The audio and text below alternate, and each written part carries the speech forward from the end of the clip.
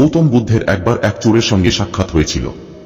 চোরটি এসে বুদ্ধকে বলল, আমি সবসময় চুরি করি, এটা ছাড়া অন্য কিছু করতে পারি না, কিন্তু আমি আপনার শিক্ষা শুনতে চাই।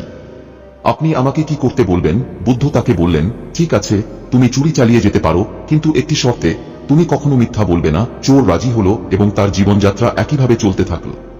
কিন্তু কিছুদিন পর সে যখন একটি বড় বাড়িতে চুরি করতে গেল, তখন ধরা পড়ল। লোকেরা তাকে জিজ্ঞেস করল, তুমি কি চুরি করেছ? চোর মনে পড়ল বুদ্ধের কথা, সে মিথ্যা বলতে পারবে না, ফলে সত্যি বলতে বাধ্য হল, হ্যাঁ, আমি চুরি করেছি। সত্য বলার কারণে লোকেরা তাকে ছেড়ে দিল। ধীরে ধীরে চোরটি উপলব্ধি করল যে মিথ্যা না বলার কারণে সে চুরি চালিয়ে যেতে পারছে না। শেষ পর্যন্ত সে চুরি বন্ধ করল এবং সৎ পথে ফিরে এলো। এই গল্পটি আমাদের শেখায়, ছোট একটি ভালো অভ্যাস বড় পরিবর্তন আনতে পারে। সততা ও নৈতিকতা জীবনের পথে আমাদের সঠিক দিকে পরিচালিত করতে সাহায্য করে।